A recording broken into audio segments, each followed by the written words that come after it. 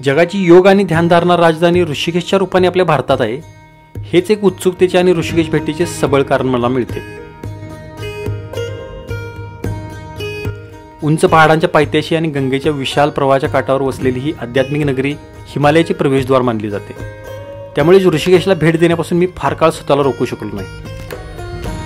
आणि अलीकडेच तर रिव्हर राफ्टिंगसाठीचे एक प्रसिद्ध ठिकाण ही सुद्धा ओळख ऋषिकेशची बनलेली आहे। ही सर्व उत्सुकता मनात घेऊन मी ऋषिकेशची भटकंती केली।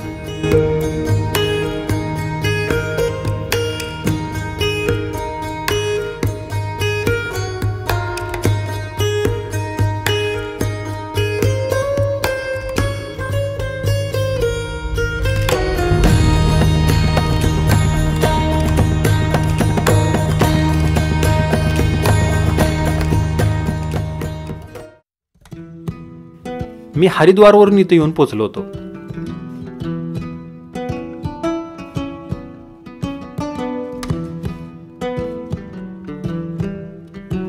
या अशा बॅटरी रिक्षा शेअरिंगमध्ये आपल्याला इथं पोहोचवतात। हरिद्वारप्रमाणेच मसुरी, देहरादून, दिल्ली या ठिकाणांवरून सुद्धा ऋषिकेशला कनेक्टिव्हिटी आहे। माझा आज ऋषिकेशमध्ये राहण्याचा प्लॅन होता, त्यामुळे इथं पोहोचल्यावरती या एका हॉटेलमध्ये आजचा स्टे बुक केला।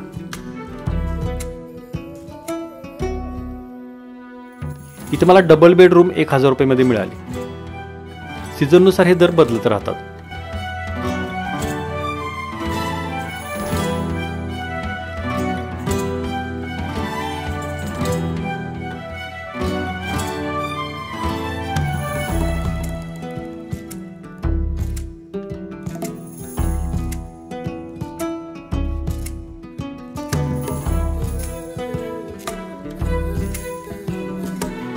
आजच्या भटकंतीची सुरुवात मी रामझुला बघण्यापासून करण्याचं ठरवलं। मुख्य रस्त्यापासूनच रामझुल्याकडे जाणाऱ्या या मार्गावर बरेचसे शॉप्स मला दिसत होते, ज्यात कपडे, cap, bag, handbag, crockery items, antique jewellery असे शॉप्स दिसत होते।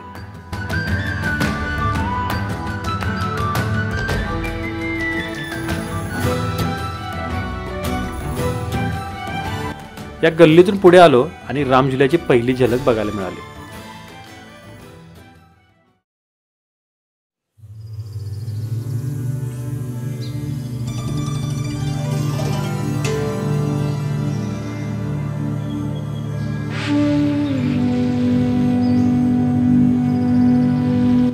समोर दिसणाऱ्या हिमालयातून धावत पळत आलेली गंगा इथं येऊन शांत रिलॅक्स होऊन पुढे चाललेली दिसते। या पुलावरून तिचे रूप बघणं हा एक सुखावणारा अनुभव आहे।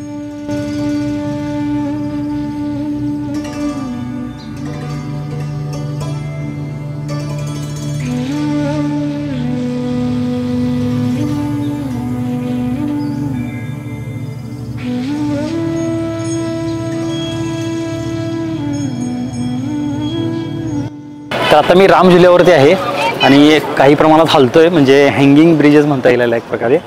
आणि वरती पहाडाची अशी मोठी रेंज एक दिसते आणि गंगा नदीचा प्रवाह बघताय तुम्ही वाहत निघाला शांतपणे। एक वेगळाच एक्सपिरियन्स आहे इथे येऊन।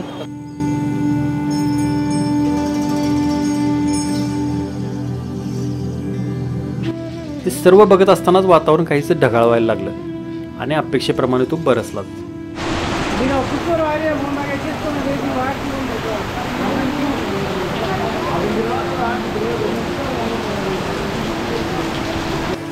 पटकन एका चहाच्या टपरीचा आसरा घेतला आणि कुल्हड चहा घेत पाऊस थांबण्याची वाट बघू लागलो।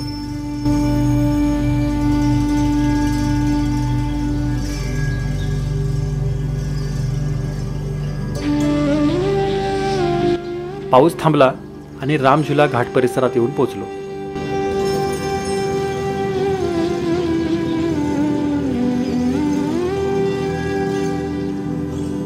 गेल्या काही दिवसांपासून उत्तराखंडमध्ये सातत्याने पाऊस असल्या कारणाने गंगेचा प्रवाह खूप जोरात वाहताना दिसत होता। याच प्रवाहात आपले ध्यानसासनात बसलेले महादेव विराजमान असलेले दिसले।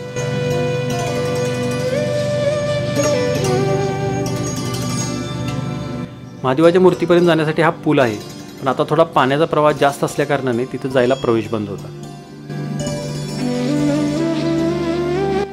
गंगा मातेला आणि महादेवांना नमन केलं आणि त्यांनी दर्शनाची संधी दिली, त्याबद्दल दोघांचेही मनोभावे आभार मानले। याच घाट परिसरात हनुमानाची सुद्धा एक भव्य मूर्ती बघायला मिळाली.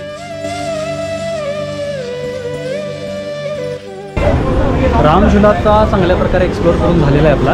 आणि आता मी इथूनच राम झुल्यापासून एक रोड जातो तो म्हणजे जानकी झुल्याकडे. तर आता आपल्याला जाऊन जानकी झुला कसा आहे ते बघायचं आहे. साधारणपणे एक किलोमीटरचं अंतर आहे दोन्ही पुलांमध्ये.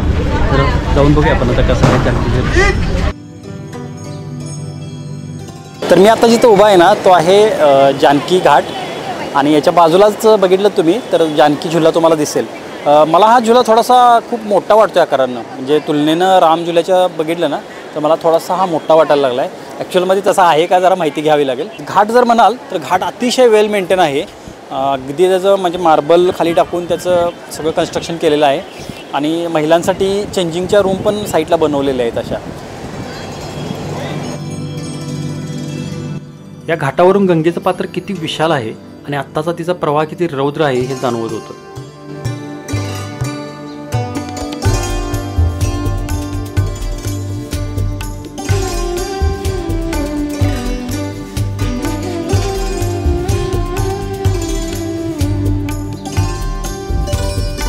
समोर दिसणाऱ्या जानकी झुल्यावर जाण्याची उत्सुकता मला लागली. जानकी घाटाच्या बाजूने थोडं पुढे आल्यावरती मी जानकी झुल्यावरती येऊन पोहोचलो. मी लक्ष्मण झुल्यावरती आता आलो आहे आणि तुम्हाला जसं मी मगाशी म्हटलो ना की हा आकारानं मला खूप मोठा वाटतो आहे राम झुल्यापेक्षा. खरंच हा आकारानं खूप मोठा आहे. बघा ना ह्या साईडला एक गाड्यांची लाईन ठेवली आहे.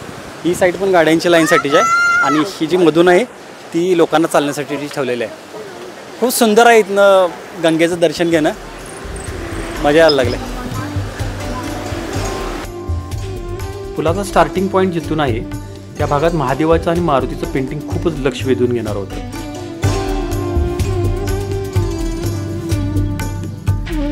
पुलाच्या दुसऱ्या बाजूचा शेवट जिथं होतो त्या भागात सुद्धा राम, लक्ष्मण, सीता आणि हनुमानाचं एकत्रित चित्र बघायला मिळतं.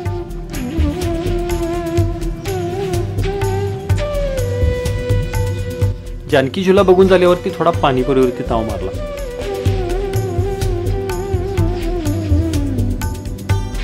आणि मग येऊन पोहोचलो त्रिवेणी घाटावर. इथं रोज सायंकाळी 7 वाजता गंगा नदीची आरती असते. तर आता संध्याकाळचे बरोबर 5:15 वाजलेत आणि मी त्रिवेणी घाटावरती आलो आहे आणि बरोबर 7 वाजता आता इथं आरती होणार आहे. माझ्या पाठीमागं तुम्ही जे शेड बघताय त्या शेडमध्ये आता ही आरती होणार आहे आणि मी आता हे पूजेचं साहित्य सगळं माझ्या हातात घेतलेलं आहे. आरती झाली की हे दीप प्रज्वलन करून उदबत्त्या वगैरे लावून मी गंगापूजन करणार आहे. मी इथं लवकरच येऊन पोचलो त्यामुळे माझ्याकडे बराच वेळ होता. मी घाट एक्सप्लोअर करायला सुरुवात केली. अतिशय सुंदर पद्धतीने हा घाट मेंटेन केलेला आहे. शिवपार्वतीची मूर्ती सुद्धा इथे एका बाजूला दिसते.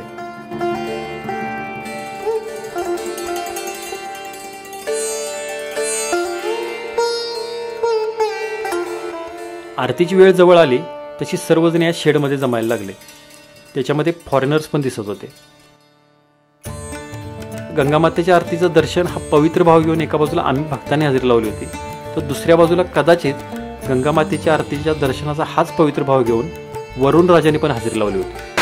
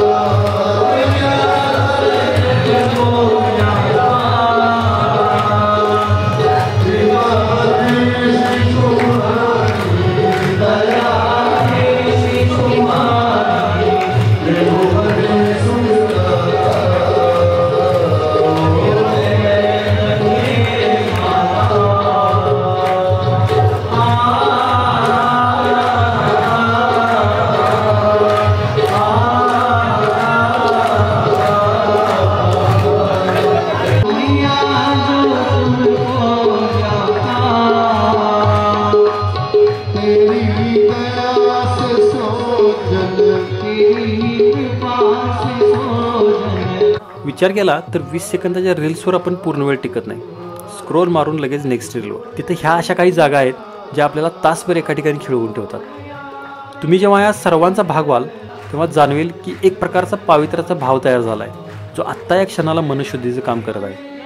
हा तोच पावित्र्याचा भाव आहे जो वर्तमान आणि भविष्यात आपण योजलेल्या इच्छा, आकांक्षा, संकल्प पूर्ण होण्यासाठी, येणाऱ्या अडचणी, संकटांवर मात करण्यासाठीच्या ऊर्जेचा स्रोत बनणार आहे.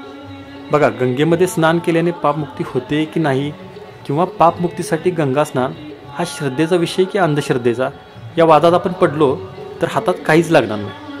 मी हातात काहीच लागणार नाही या अर्थाने म्हणतोय की गंगा दर्शनासाठी आलोय तर इथून काही ना काहीतरी परत जाताना घेऊन जायचं आहे. तिचा अविचल अविश्रांत प्रवाह बघताना ती शिकवून जाते की माझ्या प्रवाहाप्रमाणेच तुमचं आयुष्यसुद्धा प्रवाही असलं पाहिजे. आज आलेल्या अडचणी, संकट तुमच्या आयुष्याचा प्रवाह थांबवू शकत नाहीत. या सर्वांना पार करून तुम्हाला पुढे जायचं आहे. थांबलेल्या पाण्यावर शेवाळ जमून वास मारण्याची शक्यता असते, पण प्रवाही पाणी हे स्वच्छ आणि निर्मळता पसरवत पुढे जात असतं. गंगामाता तिच्या प्रवाहातून कदाचित हेच आपल्याला सांगण्याचा प्रयत्न करत असेल की समुद्राची भेट ह्या एका उद्देशाने मी मार्गस्थ आहे, पण हे काम करत असताना काठावर येणारे पशु, पक्षी, प्राणी, मनुष्य, पिके, झाडेवेली या सर्वांना सुजलाम सुफलाम करत आनंद देत मला हे उद्दिष्ट गाठायचं आहे. मग तुमचं माझं आयुष्य उद्देशहीन कसं असू शकतं? त्यालाही एक उद्देश हवाच. हर हर गंगे, गंगा मैया की जय.